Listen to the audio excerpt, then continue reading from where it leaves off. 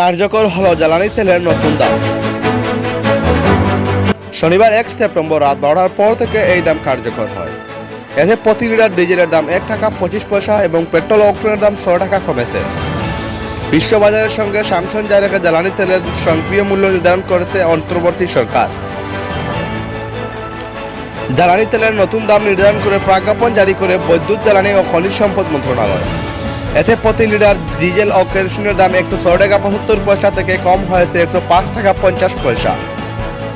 আর পেট্রোলের নতুন দাম প্রতি লিটার 127 টাকা থেকে কম হয়েছে 121 টাকা ও অক্টেন দাম 121 টাকা থেকে কম হয়েছে 125 টাকা। রাতে নতুন দামে জ্বালানি নিতে আসে ক্রেতারা জানান, জ্বালানি তেলের দাম কমায় দ্রব্যমূল্যের ঊর্ধ্বগতির বাজারে কিছুটা সাশ্রয় হবে।